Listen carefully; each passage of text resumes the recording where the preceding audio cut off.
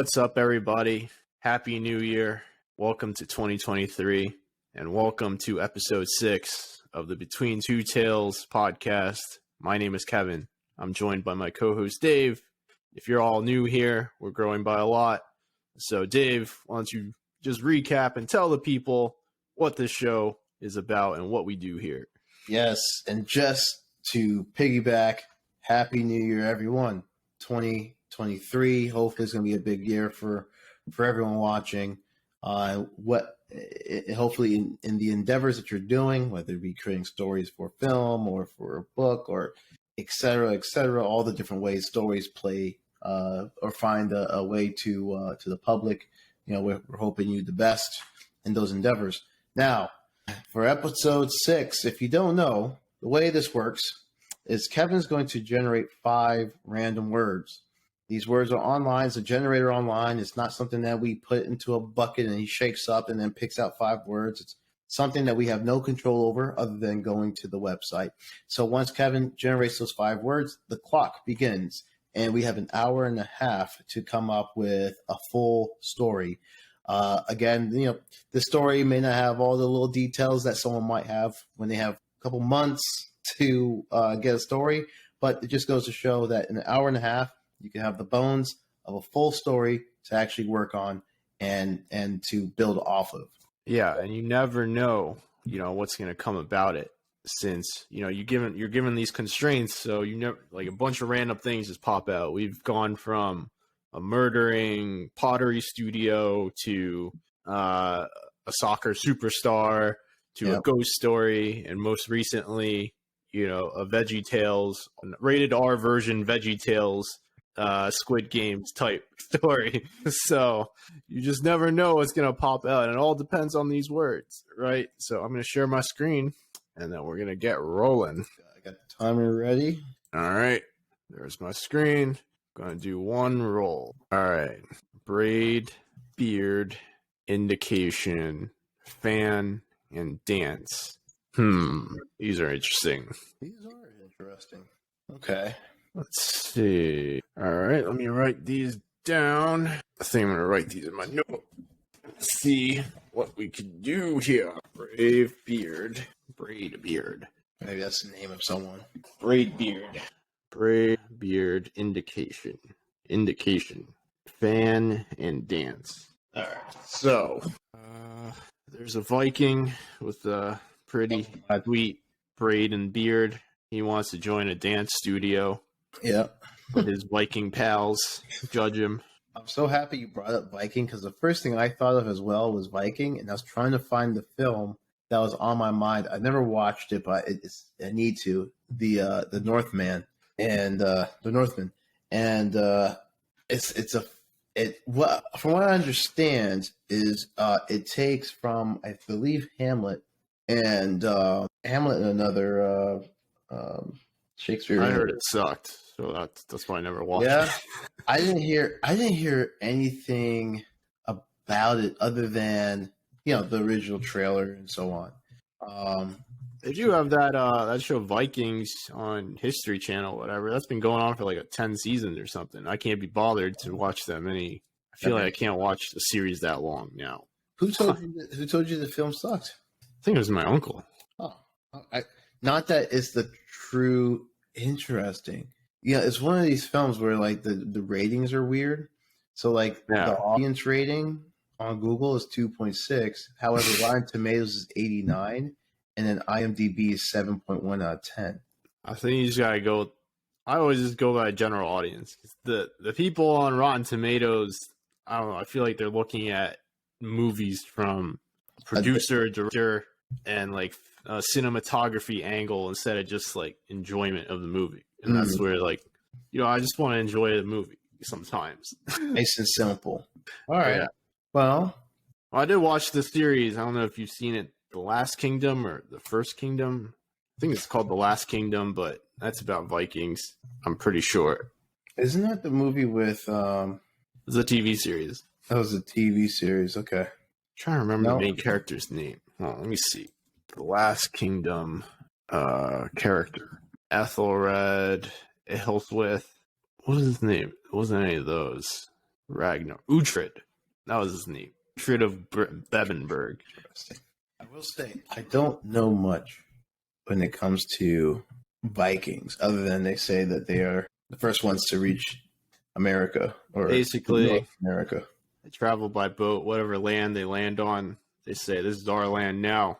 And they start pillaging. Well, I mean, tell me what, it's happened so many times in history, so many different types of cultures. But every time I think of like Vikings and kind of this, They love Valhalla. That's why they're not afraid to die. That's why they're not afraid to die. That's right. And somehow it got into our culture now in our military. But yeah, I think of the boats. Also think of some of the mythology. The Norse gods, yeah, Odin, yeah, and so okay, Braid. The funny thing is they do have a braided beard. Yeah, exactly. That's the first people I thought of, other than like a dwarf from like the fantasy characters. I'm game to try to think of. I don't know much, but I think if I look at it more as like, all right, I want some kind of drama, and then it's gonna result in death and battles and like war. And we've never written a war film yet. It could work. Like it could go a lot of ways. Like when I look at Dance and Fan, like a Viking can go through a time machine, and now he's in the modern age, and he goes into a dance studio. He's like, of all the things I want to do, I've been brought up from a young boy to kill and defend home turf and blah blah blah, and then all I want to do though really is just dance. The way I thought of dance was like perhaps there's like a cultural thing where there's a joint dance or there's some kind of dance, or maybe there's a dance before they go to war, or maybe you ever seen The Last Samurai?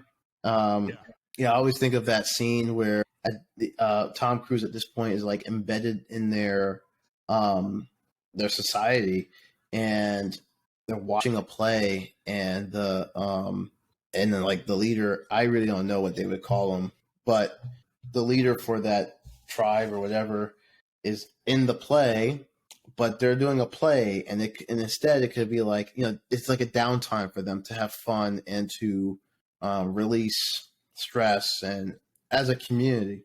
So I thought maybe they have some kind of dancing where it's a way to come together as a community for some fun, for some drinking, for some debauchery. Because if I remember correctly, there was like, weren't they the ones that would have like these open orgies? The samurai? No, the Nordic like Vikings. I think it was the Greek people. Those are the same people. No, I'm kidding. The Spartans. I think that was a Greece. Yeah, okay. Greece thing. You might be right. I mean, who knows? They might have done the same thing too. Maybe they probably all did it. To be honest, probably did. Any of you historians watching, please, let us know if they did or didn't. Let's be honest, they all had orgies. I do know I don't know if you ever seen it. The New Zealand natives, they have some kind of dance. I forgot what it's called. The haka. Yeah, something like that. I think that's a war dance. It's like yeah. But they do it now. They do it for like people they like when they play soccer and like other monumental things. It was never mind. That when you fly into the Philippines, I think there's a prison where that's famous in the Philippines. The Michael Jackson dance, where all the prisoners do like some like choreographed dance. Yeah. I remember many years ago doing like Thriller, if it is the same prison, and that is hilarious. All right, so pretty much Braid and Beard, we're kind of pulling those together. It could also be braided patterns. We can use it in multiple ways. Yep. Etc. Dance. It sounds like we'll just do some kind of war dance or before war dance or some kind of tribal dance for one reason or another. Fan, if we're talking about this period, when I think of fan, I think of just like a piece of paper and fanning yourself or whatever, right? I mean, a piece of wood bark, tree bark, and maybe they're fanning themselves with tree bark. But to fan oneself is what I'm thinking of. But you can also have like A someone's fan. a fan of something. Yep. So maybe Can do both. we could do both. You can also fan a fire, That's true. and we know that that's definitely something that can be integrated pretty easily. Um, Indication. Indication is like the most broad one here. Indication of yeah. what? Well, and I feel like that might have to be worked into like the overall plot. Like, I mean, all of these are to a certain degree, but like indication of learning something, or they learn something that indicates something that causes them to go to war or to explore and find out if something is true or blah blah blah. Like, something can be indicated, which leads to an action. Yeah, it could be used in a lot of things, actually.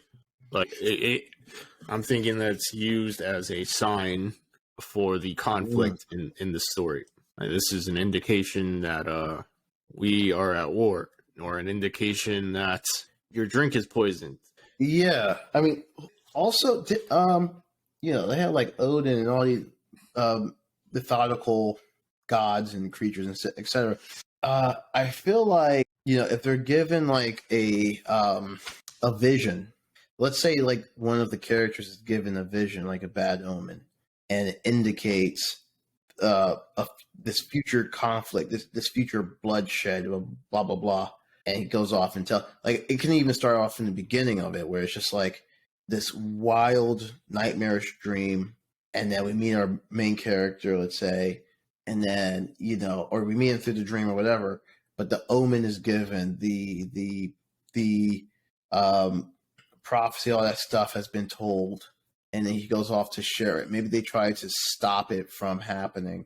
I do think the Vikings believe in seers. Like, those are the people that tell the future. Yeah, I think they call them seers or shamans. I mean, I don't know what they would have called them in their language, but yeah, I get what you're saying. But yeah, we can use that as a way. It doesn't have to be a physical person too, right? Or physical being. It could just be a dream. And then it kicks off this.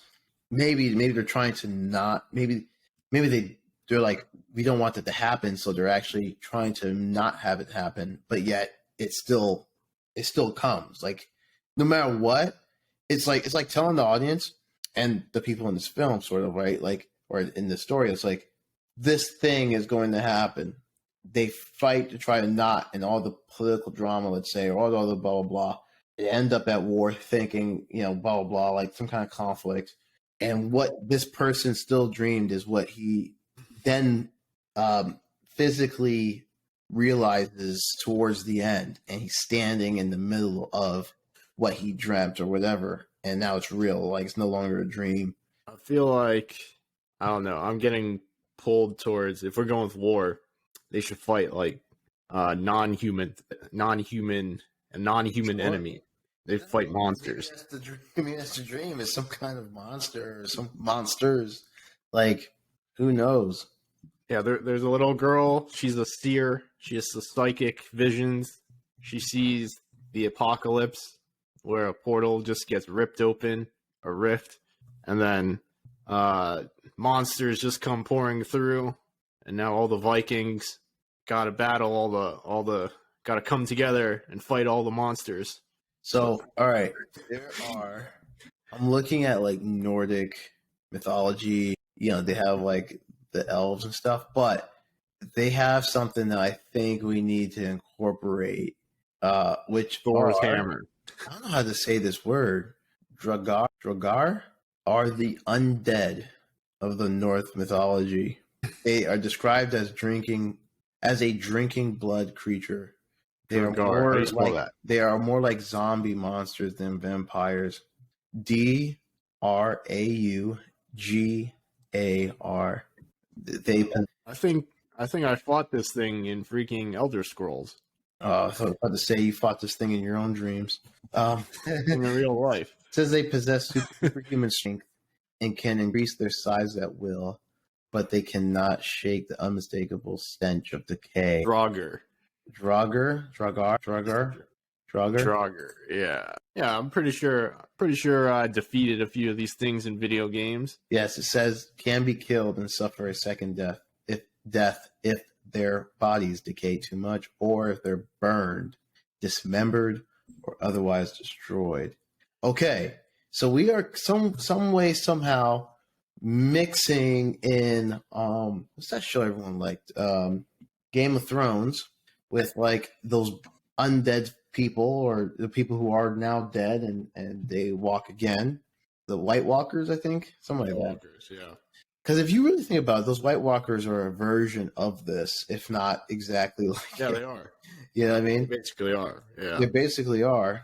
And, we pretty much just, if we do this whole like seer thing, it's like pretty much the story of Game of Thrones. How interesting is that? Because they have that boy who gets hurt and now he can see things. So That's true. Yeah.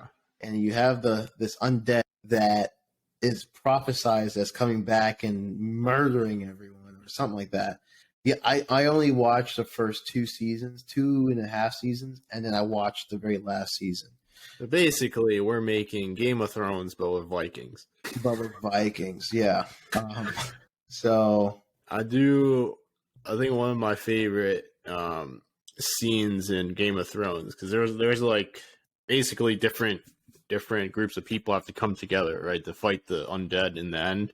There's like Game of Thrones, yeah. Yeah, so there's like the wildlings, and then there are like the regular people, the civilized people. Yeah. But before they even fight the undead, those guys are enemies before they fight the undead. So they have to like come together. So maybe we can do something like that too. Maybe there's a multiple Viking tribes or something. You know what? I got a spontaneous idea. Odin gets killed in the beginning, and he revives as an evil god lord, and he raises hell on earth. I'm getting paid back. It comes to destroy one, raises the dead, and tries to take over in our main character. We should try it. Really like We bastardized. should try making a story where there's like some interference or intervention via the gods for a short thing. That'd be interesting. So like gods on gods? No, like you know how like they do it in freaking the Greek stories all the time. The gods come in and kind of intervene with human affairs. Yeah. Well, all right. Remind me then. Thor was a son of Odin, right?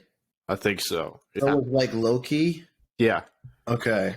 So wasn't there a part of the mythology here that there was a dream that Odin would be replaced by one of his sons, and then he decided to eat all of his children?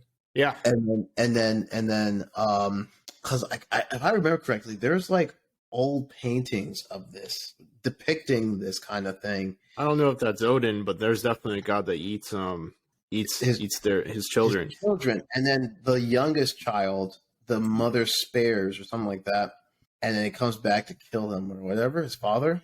I don't know if that is Odin. I haven't. No, it's not. Okay, so I'm mixing. What I'm doing right now is mixing Greek mythology with Nordic or with Norse mythology. Okay, So I'm back on the same page. is the god that eats his children from Greek mythology? Yeah. Oh, okay. So that's a Greek thing. Okay. Well, we can do whatever we want.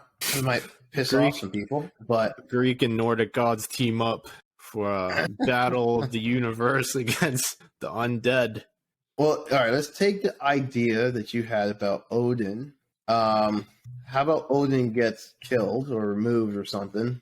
Then Thor takes his place.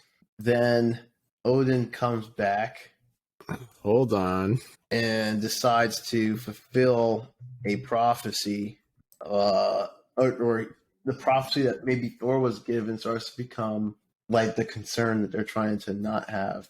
And his father goes on this murderous rampage trying to kill humans and and Thor, or we don't play into the god thing and we keep it down to like more normal people, but they have these visions. They believe in Odin and Thor and so on, and then they're trying to get other tribes to come together to fight the undead.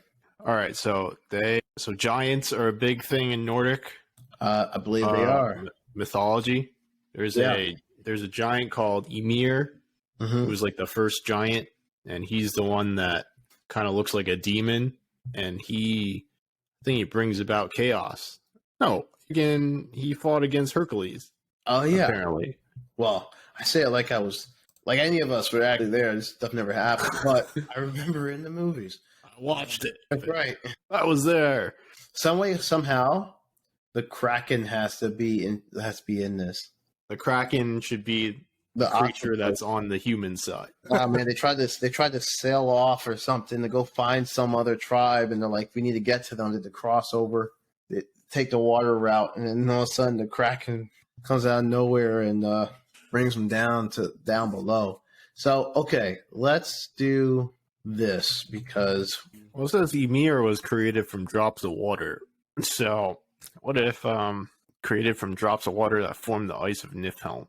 So maybe he makes giants rise from the ocean.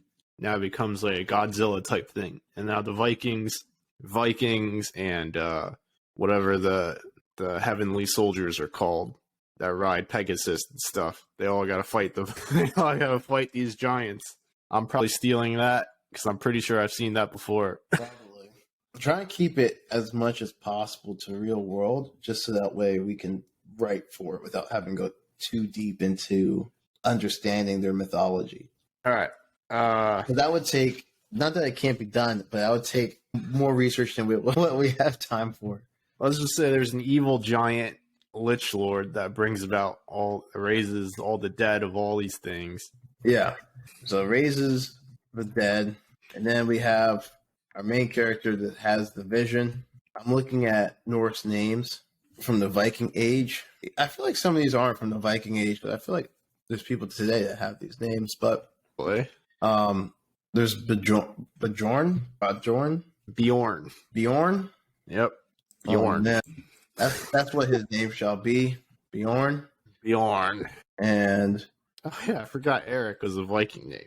Yeah. There definitely needs to be an Eric. Eric, absolute ruler. Eric with a K, not a C. With a K, yeah. I actually do know Eric with a K. One of my roommates in college was Eric with a K. Man, did he try to rule everything? Well, he was Irish. He wasn't Nordic. Okay. I also have some female names, but we'll see how we'll play into that. So Bjorn now this is important, I think, for Vikings. What is the weapon that he's good at? I feel like they each have a weapon specialty. They're swinging around. Kevin. All right, let's say he's good at swinging around a giant. He's good at swinging around a giant broadsword, or like a. I feel it should definitely be a sword and not like. Should it be like an axe? Like this man is just out here putting an axe in people's domes and moving on. Is there any like mythical Nordic weapons besides Thor's hammer? Oh, Mjolnir. Oh, wait, no, that's Thor's hammer. I think that's the name of his hammer. Yeah. I mean, I'm looking at actual Viking weapons, and it's like you have obviously swords and a bunch of axes, some knives, spears, some shoes. There's also bow and arrow, but I feel like old boy should be able to get in there. Of course. So we should go with a sword. All right. So there's a legendary sword called. Oh, there's a couple. There's one called Dane's Leaf that looks kind of cool. He has to get his way to it though. Like it's not something he should already just have. Like it's somehow given to him or revealed to him, or like he has to earn it. It's basically what I'm trying. That's where the god intervention comes in. Is drop it. Okay. Via Amazon Prime. Yeah, so he goes on Amazon Prime, he orders Dane's Leaf, comes to his door in 2 days, ready for battle. Bro, I believe it, man. They fly on these magical, mythical krakens and whatnot. Krakens slingshot them across the ocean. That's how you get your 2-day delivery. Let's see. Is there a more freaking... There's the Oslo Viking sword. Oh, I'm looking up like legendary items. Some of these swords. Now I hear you. Some of these swords are quite amazing to look at, man. I mean, this is insane. It says Gungnir is the weapon of Odin and was the most famous Norse weapon before Marvel Comics took Mjolnir to the top spot. What was it called? Gungnir. That's Odin's spear. Oh, okay. I see Dane's leaf again. The sword was crafted by the famous dwarven blacksmith Dane. It had a specific and deadly magic imbued in it. It had to take a life every time it was drawn. If the sword hadn't claimed any life, it simply could not be sheathed back to its scabbard. To make matters even deadlier, the sword's magic allowed it to kill anyone with the slightest touch. Basically, the sword had bloodlust and refused to go back in unless it was met. It needed blood. The sword wanted blood. All right. Well, let's just say this here. One of these things, whether it be Odin's spear or the Dane's leaf sword, he needs to go through a trial to retrieve it, to earn it. All right. Maybe he kills the Kraken, turns that thing into fried calamari, and that's how he earns the weapon. I'm going to say the main mission is to basically protect the world. Protect home, kill off the undead, and defeat the evil giant who waged this war. Okay. You know what? Let's make. You know what would be funny? Let's say Dane's leaf is like a family heirloom. I'm just spitting random ideas. Dane's leaf is a family heirloom, but he doesn't know that's a sword of bloodlust and that it can just kill anybody just via touch. So Bjorn unsheaths it, kills his brother Eric accidentally. Eric gets resurrected because he has a vengeful spirit. He gets resurrected into this evil giant that brings upon the undead onto. I'm cool with that. How about we don't make it by accident? Like, yeah, let's just make it what it is. Like they duel each other. They have to fight. They had duels back then, right? They definitely did. Right. Look, this is how we'll start the story. All right. Eric could be his rival, and then they had a duel to the death. Over something. Well, Bjorn can be asleep and has this terrible nightmare. Or his little sister could be a seer, and she gets a vision. She wakes up screaming. She's like, zombies. So we could say sister. Not zombies. Droggers. Scary droggers. Screaming. The family rushes to her side. She tells of a tale. You know how, when people have those psychic visions, sometimes they get possessed or something. They start speaking in like a... Well, when they get to her, her eyes can be rolled back, and it's like, whatever. But hold on. All right, she tells of a tale of a nightmare she saw of her. Now, what she could see is her brothers battling each other, or she could see the dead body of Eric, but she doesn't know what it cascades into. Or she can see the ending battle of the undead attacking their village and Bjorn fighting for his life. I think you should see everyone dead and Bjorn about to get slain by evil Eric. Evil version of Eric. Everyone in the village dead and her brother. You said Bjorn about to get slain by his brother Eric?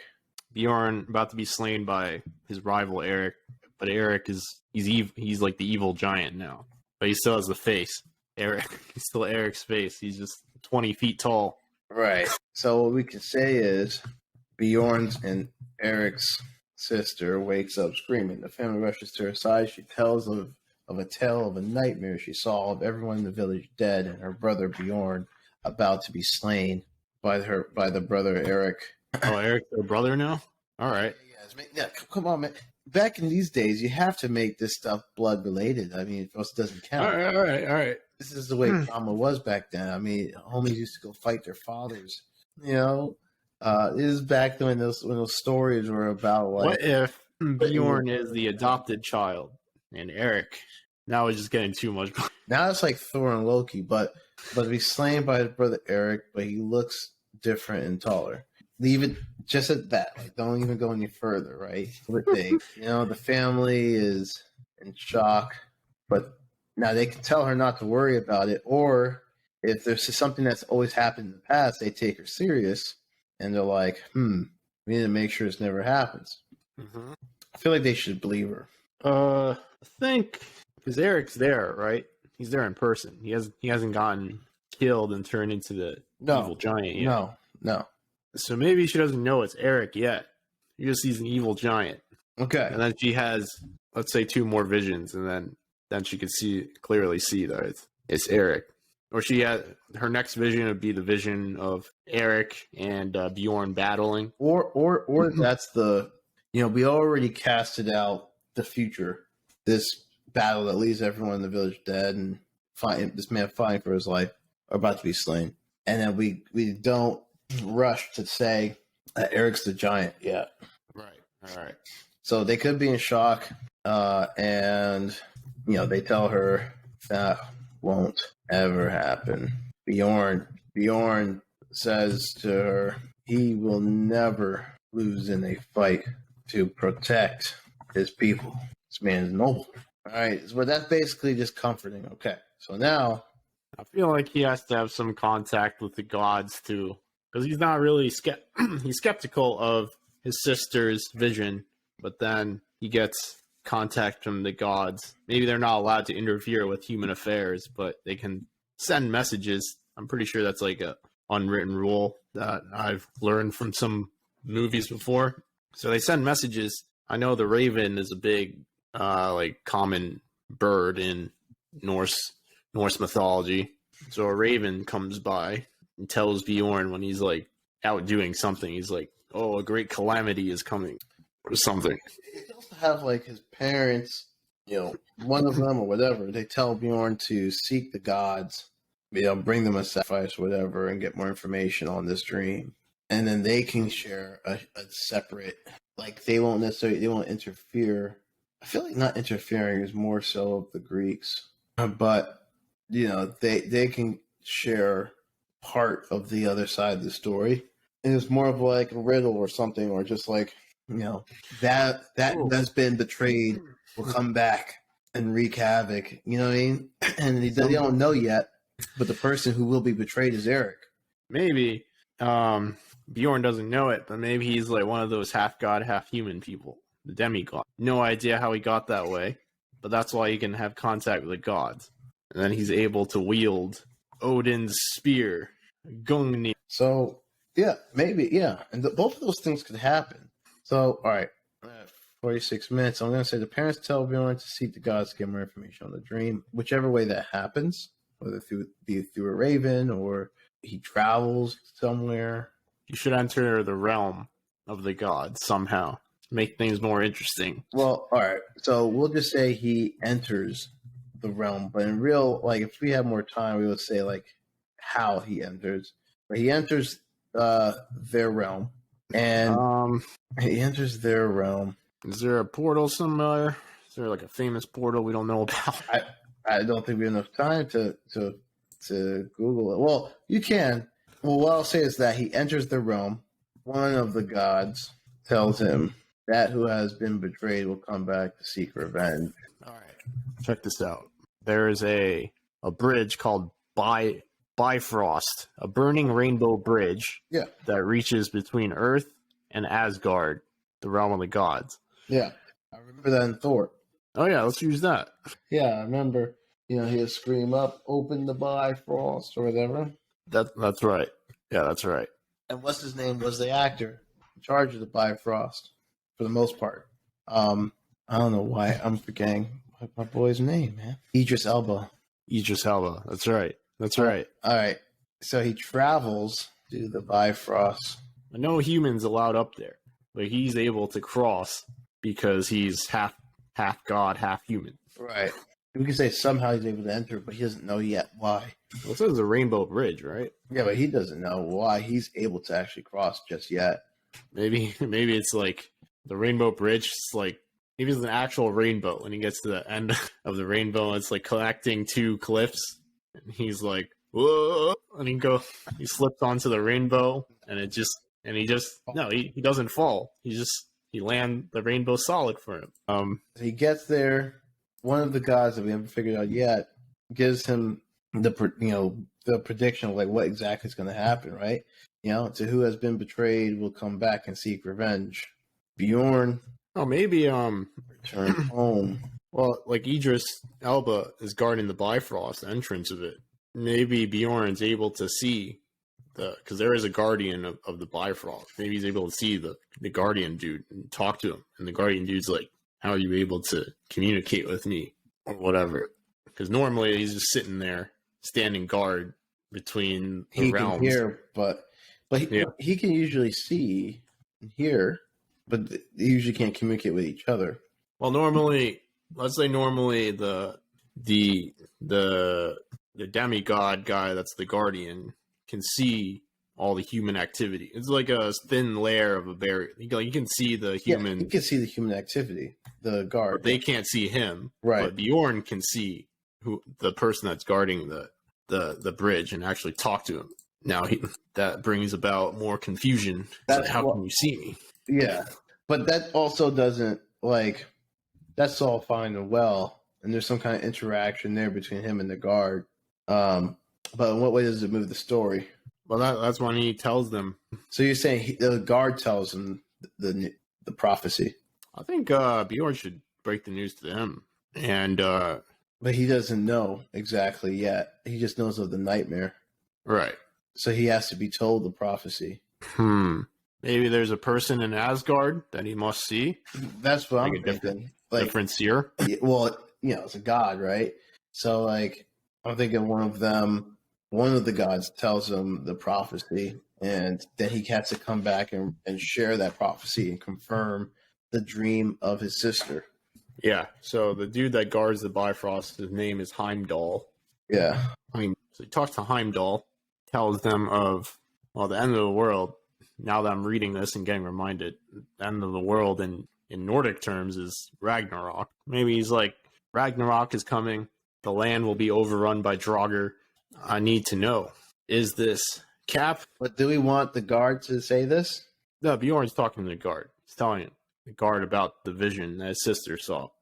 Yeah. And then Heimdall relays the message to Asgard. So in this version of events, Bjorn is not leaving with any alternative, additional information. No, he just tells Heimdall, and then he gets the confirmation via intervention from the gods via a raven or something. I think after Bjorn's sister has this vision of the Draugr and him being slain by his brother as an evil giant, she should also have another vision. That's why she tells him to go to the Bifrost. So he journeys there. That's when he interacts with Heimdall. Well, whichever way he gets there is fine. In one version that I typed up here, it's like his parents go to seek the gods. He gets there, and that's when he travels to the Bifrost. And it could be something that, one way or another he gets there. And it's, we're having him enter their realm.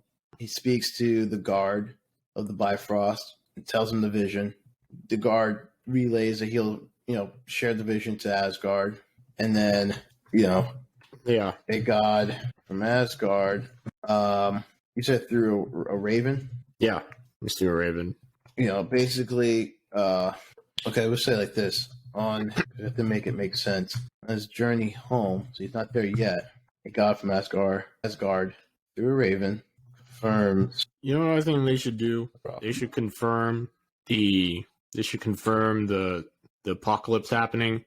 And they should drop him the weapon, whatever weapon it is. And then not yet. He has to earn it. He has to go through battle. They can't just drop this man a weapon just for seeking more wisdom. Well, I feel like all those weapons are just regular weapons until he goes through something, and then they turn into the super legendary weapon. Maybe they drop him like an old spear or something, but it's actually Gungnir. And then once he overcomes a challenge, it turns into the actual thing.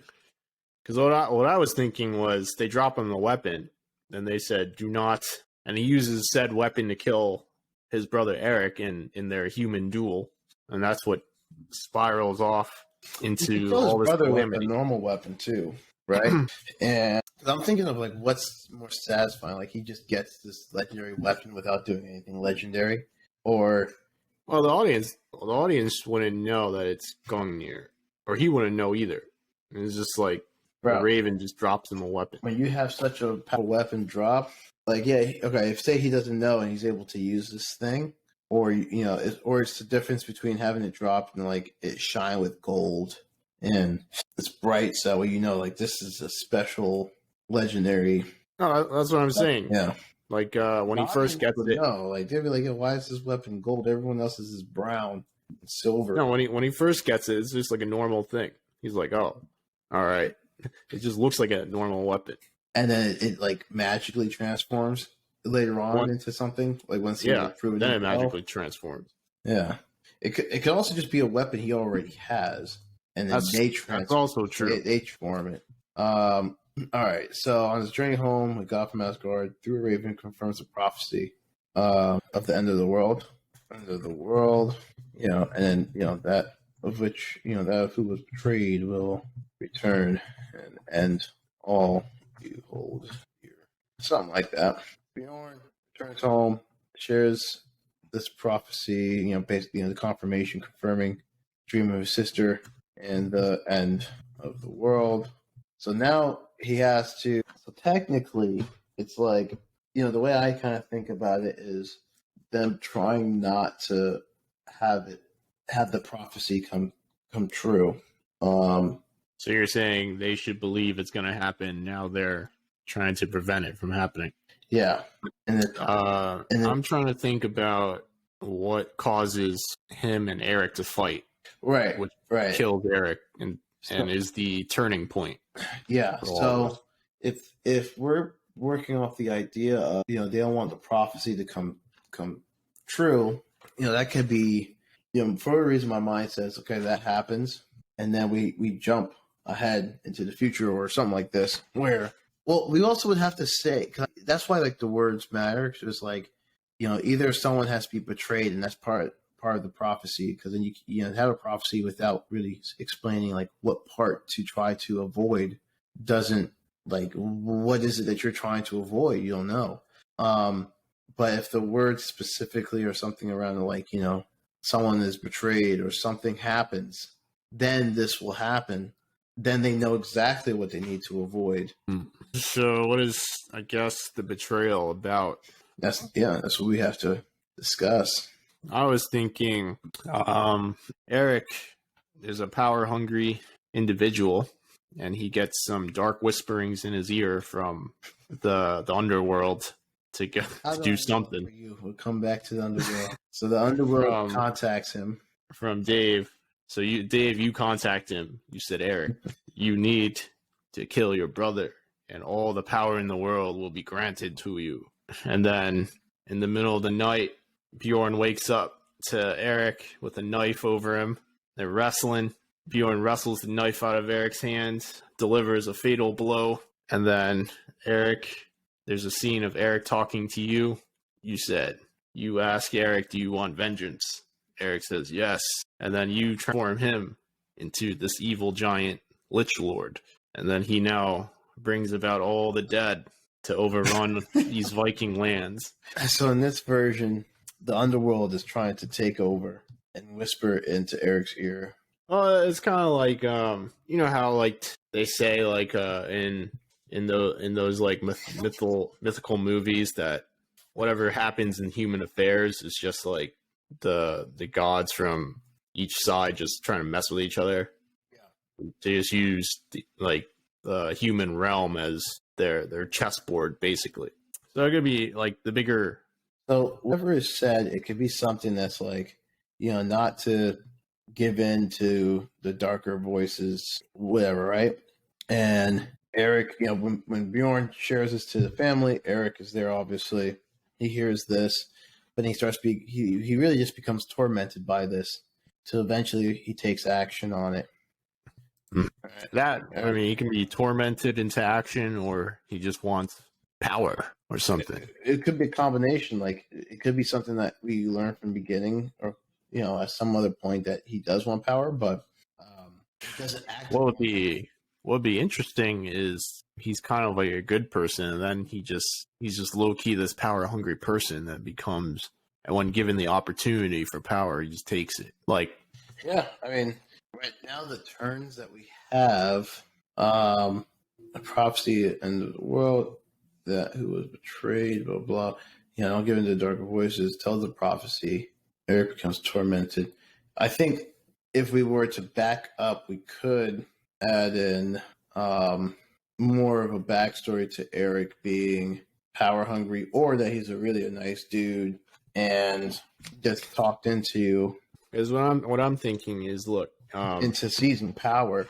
It also implies that Bjorn has power. Like you have to kill your brother in order to seize power. Well, I don't know why this dynamic just popped up. Let's say Eric is like handicapped. He can't use his legs, but he wants to be like a warrior. Like he has this lust to become a powerful warrior, like their father or something, and their forefathers and so on. Yeah. So he has this deal with the devils, what you're talking about. This yearning. He makes a deal with, let's call him, I'm looking at it, says Balder is an evil Nordic god he's a son of Odin, but he ends up being an evil Nordic god from the underworld. So Balder makes a deal with Balder. Balder says, how would you like to become the most powerful warrior on Earth? But there comes a sacrifice is needed. Oh yeah, what's that sacrifice? You must kill your younger brother, Bjorn. Because maybe, now check this out, maybe Balder knows that Bjorn is a demigod, half god, half human. So he says, Eric, you must kill Bjorn with this evil dagger that I'm about to give you. So Eric and Bjorn sleep in the same room, I imagine, since it's back in Viking times. Eric makes his way over to Bjorn while he's peacefully sleeping, has the knife in his hand. Bjorn wakes up because of a sign or something. Sees Eric over him, getting ready to plunge a knife into him. Starts wrestling Eric. He kills his brother. And ends up killing Eric. We still need to string that along, but those sequence of events can happen. He can't stand over him. His legs don't work, he said. That's right. Maybe they sleep in the same bed or something. That's pretty normal for siblings in those times. So he has the knife under his pillow, so he just rolls over, and there you go. As he's about to plunge the knife into his brother, wakes up, and they tussle for control. Bjorn's like, what are you doing, Eric? And in this tussle, Eric gets killed. He's like, what are you doing, Eric? Bjorn. Eric's like, don't worry, Bjorn, I'll just see you in Valhalla, but you must die. Yeah. So, all right, let's connect this. By the way, we only have 23 minutes, so we got to do some moving. So, all right, we start off with the screaming. Family sends him to go see the gods. Goes to Bifrost. We have that interaction. Yep. An Asgard god confirms this prophecy. He returns home, confirming all this stuff. We have to build in Eric's want. So the next part I have is Eric wants to be powerful and strong, right? But he's crippled. He's disabled. Mm-hmm. Eric makes a deal with you said Balder to make him powerful. Yep. But the catch is he must kill his younger brother. And it's because he knows he's a demigod, but maybe he doesn't know. Eric, I mean. Yep. Then we have the sequence over the bed. Eric gets killed. What I would say is somewhere in between him coming home and Eric seeking out this evil god, we have to see Eric's want of normalcy. Like we would have to see more so of him wanting just to be normal and make you feel can watch his dad train Bjorn in like sword fighting or something. Yeah. And he's just watching and he just wishes that he could just be a warrior. Right. And his life is still a struggle. He wishes he was more useful. Maybe he gets bullied too, and Bjorn's the one that always like sticks up for him because he's crippled. Yeah, and I'm sure in this conversation with the evil god, he doesn't necessarily want to do this, but Or maybe the god could trick him. Say, right. If you become the most powerful warrior on Earth, you can stop the calamity that's coming because they all believe it, right? That's what you said. He could tell him his own BS prophecy, which is like, you are the reason, you are the one to stop this. And so like how, I know you love your brother, but he tells him that Bjorn is going to be the one that starts it. That's why he has to kill him. Yeah. But if he kills him, Bjorn's soul will go to Valhalla, so it's all good. His brother starts the war, or whatever this case, this thing, and he foresees Eric being the one to stop this from happening. He just needs to be stronger and kill his brother. So, needless to say, that would need a whole lot more work to make it as plausible. It needed some work in order to make it really fit, but hey, God tricks him. Now we have this sequence. Eric gets killed. Okay, we have 20 minutes. So now we have to bridge some gaps here. So we have to get Eric undead. All right. So I'm going to do some quick stuff like the tribe. Let's say Balder turns him as a funeral for him. Balder resurrects him as the undead giant. Right. So after the funeral, so they have a funeral. I'm sure that their funeral involves some kind of fire and all this stuff. Maybe they. The Viking funeral. They set you out to sea with burning on fire, right? Yeah, on fire. I thought. All right. As he's out to sea on fire, on a burning pyre.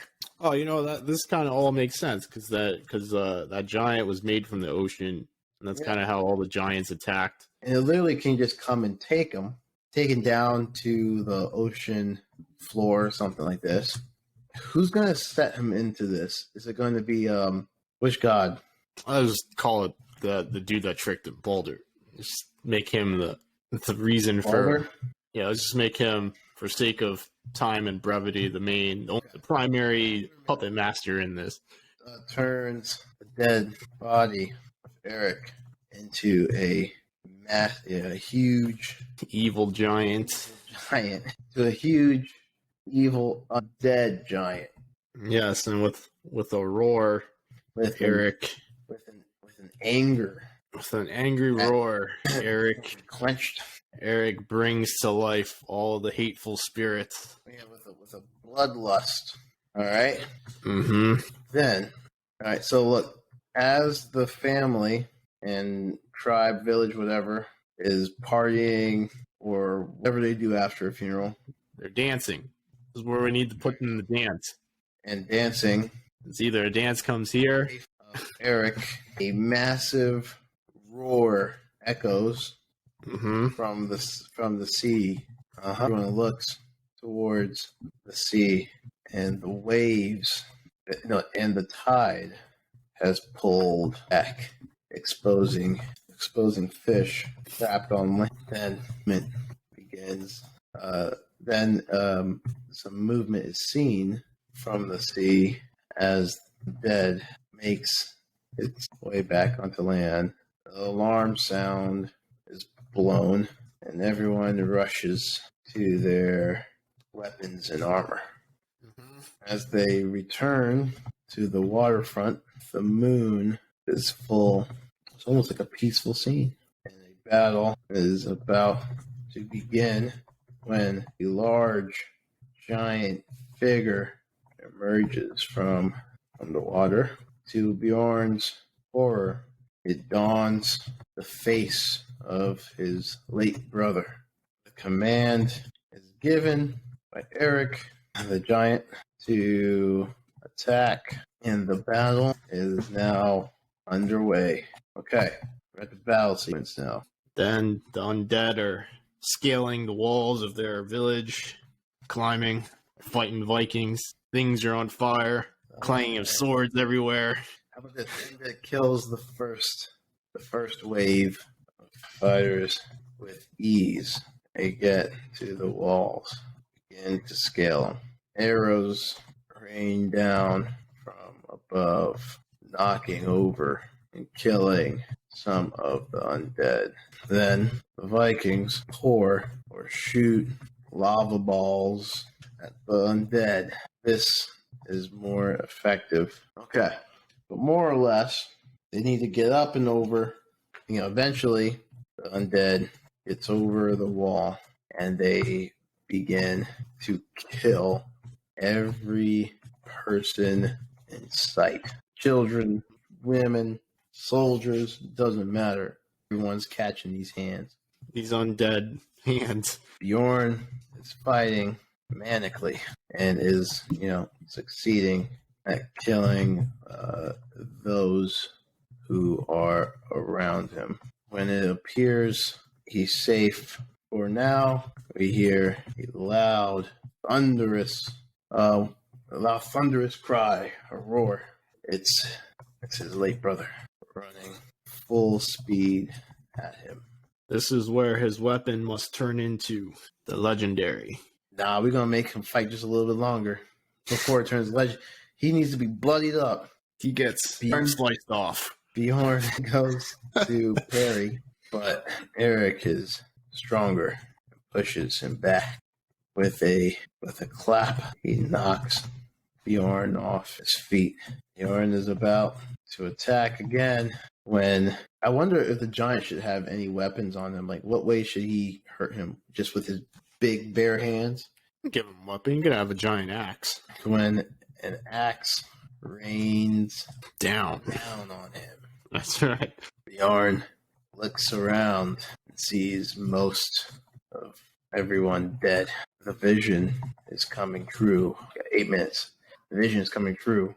As it appears, all hope is lost. A light brighter than the moon beams down onto Bjorn. His wounds heal, and his weapon is turned gold for the sake of this. As if second nature, Bjorn strikes and lands a blow on Eric, knocking him back. Eric shouts to Bjorn that he is the true savior. Stand down and die to save the village. What does Bjorn do? Bjorn swings his weapon and beheads his brother. Oh, I got like 6 minutes, so we might have to do that. Gotta do some jumping here. They go blow for blow. Bjorn tells him, I'll see you in Valhalla, brother. He's not of what he says. I'm just making up some of this old timey shit. That's not what he says. They go blow for blow. I'll see you in Valhalla, my brother. Just as Eric ain't going to Valhalla, this man's pure evil at this point. His soul's going to Valhalla. Eric is about to deliver final blow, killing his brother. Bjorn raises his sword, and it pierces through the head of giant Eric, killing him. We see after Eric dies, all the undead just drop dead too. The undead, as if on command, drop dead. And then we see a light shining on Eric's body and his soul being lifted to the heavens. Eric's soul to the heavens above. Okay. Bjorn has saved his people. All right. We have about 4 minutes left. The biggest flaw in all this is one, there should be something that's like from the beginning where Bjorn has his own prophecy.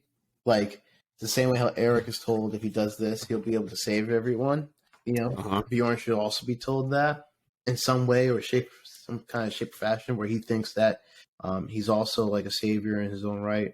And I would have this battle be, more things would have to happen before this battle takes place. But because there's a whole sense that we could have where Bjorn has to prove himself in other ways, other fights, and maybe his brother Eric. You kind of want the build up and suspense of the fight that's to come, and then it finally arrives, and then you have this horror where they come out of the ocean or whatever. But perhaps they end up attacking and killing, and they claim. One idea could be like they claim they go off and kill other smaller villages or whatever in order to get more soldiers. They kill them, and then they become the soldiers for Eric's invasion. And it's like you could have this whole thing where they hear stories about other villages being wiped out and everyone being all the dead disappearing. I think you can improv that in, if I remember. I'm trying to improv what you just said into the beginning. I'm trying to think about a good way. We still have 2 minutes to think. Yeah, I'm gonna see if I can just find a place where I can dig it. Okay. So I think the most obvious is when Eric becomes the giant. Right after that is when he can go on this rampage and kills off other villages. The tales and stories make their way back to Bjorn and his larger village. They can't believe it's real. Bjorn sends men out to confirm the tales in between. And it's like he could send people off to confirm the tales that's being told. And, I'm sure there's a bunch of different sequences that would happen while they're trying to confirm and find a way to stop this from happening once they confirm it. But yeah. Yep. As I say this, we have 23 seconds. I think I have a reasonable improv for Bjorn's vision too in the beginning. Okay. I think more or less we have the bones of a story as we get down to the timer going off. I think so. Ooh, that was a hard one because I don't know much about Nordic. Well, we picked a very mythology. We picked a very tough topic. Yeah, we did. And just for all those watching, braid, beard, all of those things are the way they look, and we'll work that into the overall look of these folks. But in a band, they could fan the fire before they set Eric off to his death. That's right. Yep. The whole thing's an indication. There's so many indications. It's not even funny. Well, the indications in the beginning. Her vision's an indication of the apocalypse of Ragnarok. Right. All right. I feel like this is a good, crazy story that would need so much more research to get the names of certain people right and like the overall like absolutely. They do. But sue us. We had an hour and a half. I think we have something decent, at least to start. Yeah, you can always change the names and make it more accurate once you do your research. That's right. All right. So let's go from the top. Just to recap, our job was to create an entire story with these 5 words: braid, beard, indication, fan, and dance. The theme that we're going with is Viking theme back in Nordic times, incorporating some Norse mythology. And the main protagonist of our story is named Bjorn. So I'll go from the beginning to the middle, and then Dave, you can end it. Okay. So it starts off in the middle of the night. We hear a blood-curdling scream from little Freya's room. One rushes into Freya's room. She's sat there. My mom just called me. Hey, it happens. Freya's eyes are rolled back, and she's having one of her seared visions. So she's like kind of possessed, and she tells of this story of a calamity that's coming to Earth. She sees Bjorn bloodied and battered, facing a giant foe. Everyone around them is dead. Village is on fire, and she sees basically the equivalent to Ragnarok. The family is worried because Freya is the village seer. Normally people come to their house to get prophecies and well wishes and fortunes told by Freya. So they're worried, and just to make sure, they want to go seek counsel of other seers in another land. So they travel, and when they get to this other land, Bjorn is walking with Freya. She has another vision while with Bjorn, and she tells Bjorn that he must go to the Bifrost and speak with the gods in Asgard in order to save the human realm from calamity. Now they're at the place where the Bifrost should be. It's just a cliff with another overhanging cliff and then the valley below. And then obviously there's the rainbow that, people don't believe that Bifrost is kind of real because no one's been able to access it. But turns out Bjorn is actually a demigod. So Freya tells him that he must step onto this rainbow bridge, and he's reluctant because he doesn't know he's a demigod. So he thinks he's just going to fall right to his death if he steps on this rainbow. So he takes one step, trusting his sister's words, and he just enters into another realm. And on this other realm, he's met by a spear in his face. It's Heimdall, the guard of the Bifrost. He said, who are you? What are you doing here, invader? You must be eliminated now. So Bjorn, tells him, we got a vision of Ragnarok coming. Our sister Freya told us that, a calamity is coming. There's an evil giant that will bring about, great death across the lands. Draugr will overrun villages and just cause chaos. Now, Heimdall is just puzzled because he thinks Bjorn is a human. Well, he's puzzled on why a human is able to cross over. So he just makes the connection that Bjorn must be half god or part god. So he takes Bjorn's message, delivers it to the higher gods in Asgard. Bjorn returns to the human realm. His family seeks counsel from the seers. They say they haven't had visions like that, so it must be, kind of a fluke or something, just not to worry about it. They return home to their village, and on the journey home, a raven comes by while Bjorn is just practicing the sword by himself, doing some practice. A raven comes by and speaks to him, confirming the prophecy and the incoming calamity that's about to happen, coming to this realm. Now Bjorn is frightened. He doesn't know what to do. So he tells his family, there's a great calamity coming.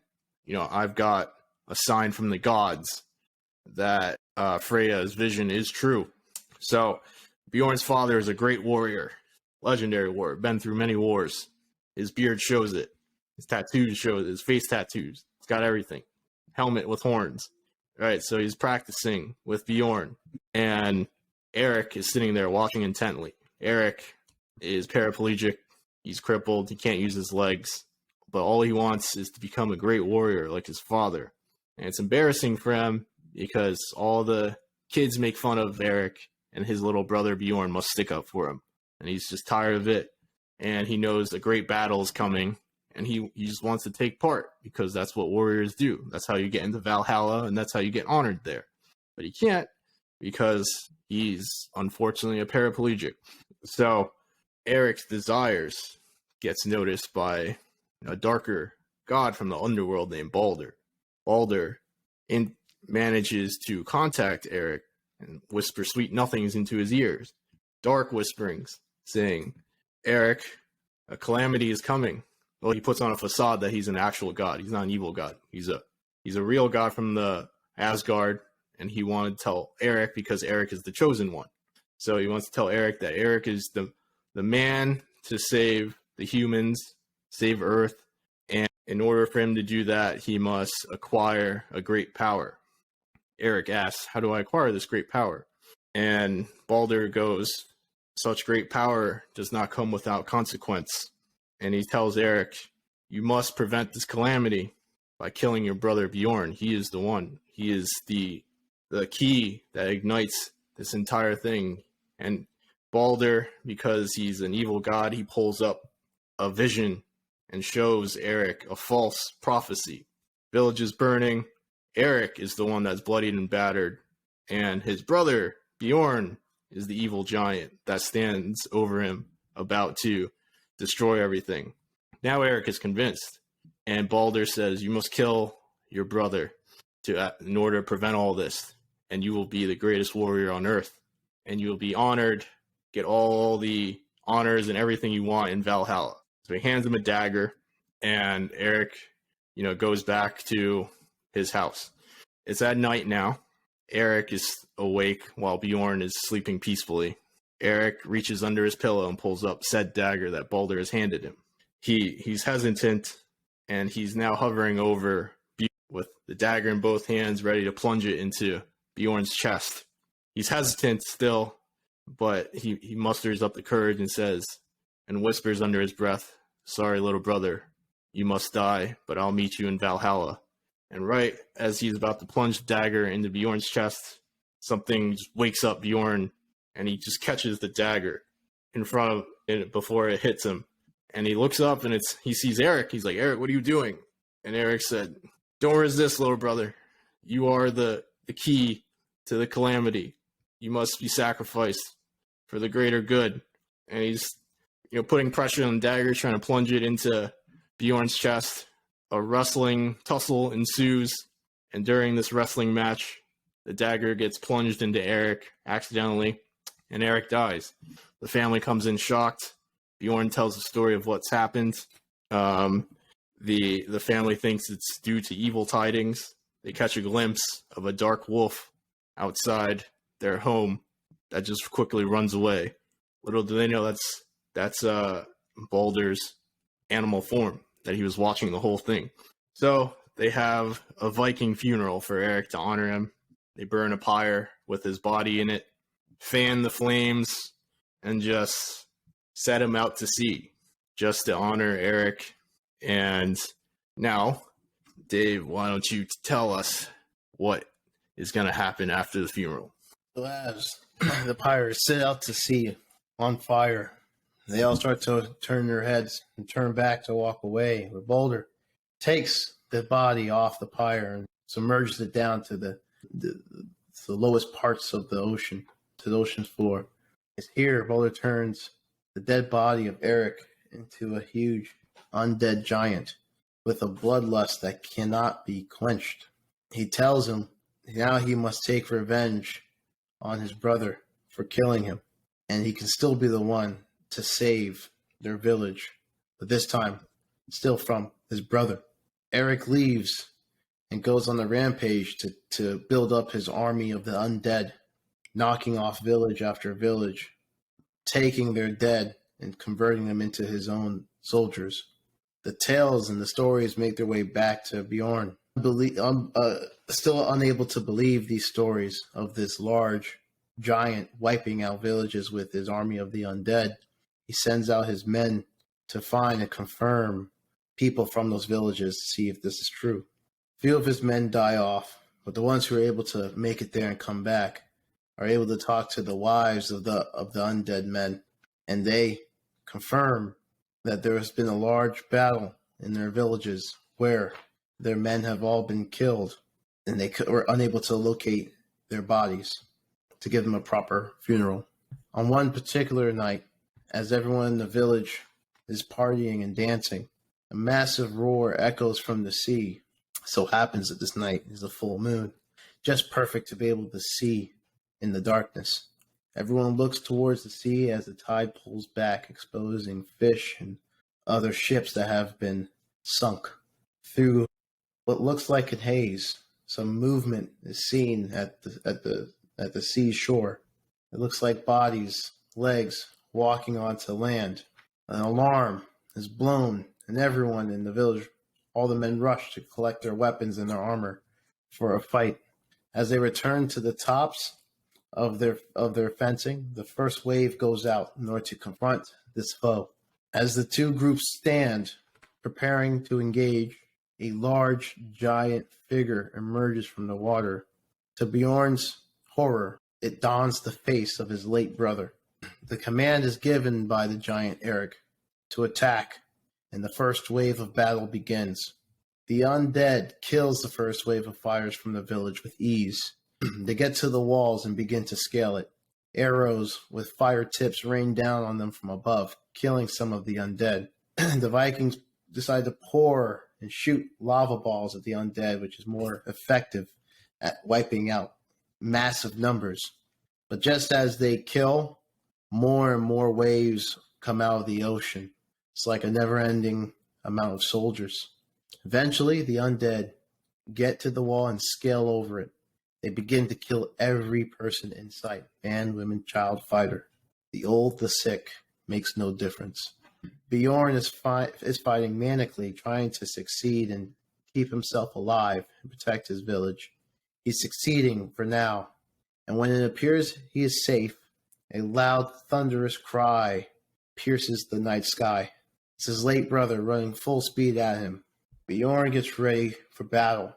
As he's about to attack, Eric, being bigger and stronger now, pushes him back, and with a clap, he knocks him down to his feet. Bjorn is wielding an axe and is about to attack again when Bjorn jumps up to his feet and dodges the blow. Just as Bjorn thinks that he may have an upper hand, the axe comes twirling back around on him and gives him a deadly blow. In his haze, Bjorn looks around and sees most of everyone in the village dead. His vision is starting to become blurry, and it seems the prophecy is starting to become true of what his sister originally saw. As it appears all hope is lost, a light beams down brighter than the moon onto Bjorn. His wounds begin to heal, and his weapon turns to gold. As if second nature, Bjorn strikes and lands a blow on Eric, knocking him back and leaving a deep cut. Eric shouts to Bjorn that he's the true savior and that he should stand down and die in order to save the village. Bjorn tells him he knows not what he says, and they go blow for blow. Just as Eric is about to deliver a killing blow on his brother, Bjorn raises his sword and pierces it through his head, killing him. The undead, as if on command, drop dead. Eric's soul is seen leaving the body of the giant and rising to the heavens above. Through some twist of fate, Bjorn has saved the rest of his village and himself, turning him into Bjorn the demigod. The end. That's right. Pegasus wings sprouts from his back, and he just flies off into the sunset. That's right. What? That was pretty good. What a story. I mean, there's a lot of holes in this story, but again, for a starter on mythology that I really am, it appears that I'm mixing up Norse and Greek mythologies into one, but for this kind of thing, it's a pretty decent bones for a story here.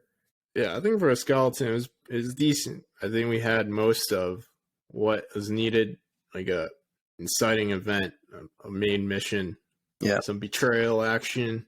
The middle section is a little lacking, but that's okay. I think there's more. There could be more to the mythology that could be added with more research to make that middle section really shine when they go on to find out what's going on in the villages and so on. So that would really make it shine. But I'm happy with it. I'm curious. Now, Kevin, are we running the AI on this? Of course, we're gonna run the AI. Why don't you tell the good folks what's about to happen next? So now that we have our story, Dave and I like to see what our AI overlords like to come up with, since these AI tools will one day, like Eric, bring calamity to our world. So ChatGPT is a tool that can write stories. So what Dave and I like to do is compare our story to what ChatGPT comes up with in the end. Yeah. So now I'm going to pull up ChatGPT. We're going to give it the same prompt that we got, just to put things on an even playing field. And we're going to see what this AI comes up with. And we've done this for 5 episodes so far. Yep. Actually, 4 episodes. We didn't do it for the first one. But so far, I don't think the AI story really matches up to good old human touch and elbow grease. I agree. So let me share my screen here. Okay. Oh, that is the wrong one. Okay, so can you create a Viking story that uses the words braid, beard, indication, fan, and dance as themes or words in the story? Have an epic battle ensue and Ragnarok happening. I'm so curious as to what this does. Let's see. Certainly. Nah, they wanted to go out with a bang. Hmm. We will not go quietly in the night. That's hilarious. I forgot who originally said that. Wasn't that Is that Churchill? Yeah, it was like an old World War II speech. So Winston Churchill, aka Eric the Bold. What was it? Don't go quietly into the night. So on and so on. I think Christopher Nolan also used it in one of his films. The thing, at least. Oh, finished. All right. Yep. Let me clear my throat. I got a cough real. All right. So it was the time of Ragnarok, the end of the world, and the Vikings knew that their time was running short. But they were not afraid. They were brave warriors, and they were determined to go out with a bang. One such warrior was a mighty Viking named Eric the Bold. Eric had a thick braided beard that flowed down to his chest. His eyes shone with determination. He was the strongest and bravest of all the Vikings, and he was not about to let Ragnarok get the best of him. As the skies grew dark and the winds began to howl, Eric gathered his fellow Vikings together. "We may not have much time left," he said, "but we will not go quietly into the night. We will dance and sing and celebrate our lives, for we are Vikings." And with that, the Vikings let out a mighty roar and began to dance. They twirled and jumped and spun, their feet pounding on the ground as they sang their ancient songs. The air was filled with the sound of their fanning, and the flames of their torches shone bright in the darkness. As the Vikings danced, the strange thing happened. The ground began to shake, and the skies turned red. It was an indication that the end was near, but the Vikings did not falter. They danced on, their beards flowing in the wind as they celebrated their final moments. Oh, jeez. And when the end finally came, the Vikings met it with smiles on their faces, for they had lived their lives to the fullest and had gone out in a blaze of glory. They were remembered forever as the bravest of all Vikings, and their legacy lived on through the ages. Okay, so basically, we have this Vikings dance team. Yeah, and it pretty much just partied till the end of the world. they accepted that they were all going to die, so they were like, you know what? Let's just throw a party. You know what? I think this is what AI would actually want us to do as it takes over our world, and then robots take over. They're like, you know what, humans, just party and enjoy your last days, and then just be happy. I think that's what it's trying to do. Yeah, and I wish they could have gone out in a bloody battle, but they were brave because they just partied their last moments away. You know what? Good on them. I think Absolutely not as epic. Yeah, no, I think we have more of an epic. You know, it's also partially because we want to survive and live, and AI just assumes that we're like, yeah, who cares? We'll just die without trying. It did catch me off guard when they were like, when the guy gave his motivational speech, he's like, "We will not go quietly in the night." And I was like, "Oh, sweet, they're about to battle." And he's like, "Let's dance." Yeah, I guess they're not going quietly, but they sure are surrendering to their fate. I still think we have a better story with all the plot holes and blah blah blah. I think our story still has a better bones for. I don't even know where you would take that kind of story. You really couldn't go any further as far as like, all right, we're gonna do this story where the end is near and we're gonna have a party and dance and then die. It's like you can't really take that story. There's no character development. There's nothing going on. Just like, hey, we won't go quietly. The world's ending. We might as well just spend our last moments enjoying. Yeah, I will give us the stamp of winning on this one. All right, now to top off this story, our epic Viking story, we must give it an epic Viking title. That's right. Demigod Eric. Bjorn the Undead. Well, Eric's the undead. That's right. Bjorn's the demigod. I said it wrong too. You said Bjorn the demigod? Yeah. Bjorn the demigod. Odin's beard. The savior. By the grace of Odin's beard. I feel like that's something they would say. Bjorn versus Ragnarok. Actually, that works. Bjorn and the Great Calamity. Bjorn. Eric's betrayal. The legend of Bjorn the demigod. See, we got the theme here. The legend, So on. I do like that. It could also be like the legend of something too. Like you have the legend of Bjorn or whatever, but it could be the legend of it can also be the legend of the demigod. Bjorn's Odyssey. Hold on one second. That was the short. Another for short story. Okay. There's also an evil giant. What was the name of that again? Which one? Of the evil giant? Like what was the Ymir. Ymir? Yeah. So it says Nordic tales are often referred to as sagas. So the Saga of Ymir. Bjorn saga. A brother's betrayal. A brother's lust for power. That was like Eric's betrayal could be one.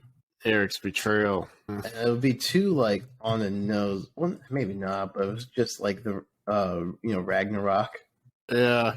We can do like Bjorn versus Ragnarok, like I said earlier. Bjorn stops Ragnarok. Bjorn saga. Subtitle Ragnarok. Yeah. That makes sense. Bjorn saga and then, like Ragnarok. I'm pretty sure there's a Thor movie that's like that. Oh, something Ragnarok. Yeah, it's something. It might be like Thor Ragnarok or something like that. Yeah, I think so. So Bjorn Saga Ragnarok. Yeah. That is our epic tale of Bjorn, the Viking, demigod Viking. That's the tale. So we'll end it there. Thank you all for watching. This has been episode 6. We've created our first Viking story ever. So can't wait till what we create next week. That's right. All right. Well, see you guys.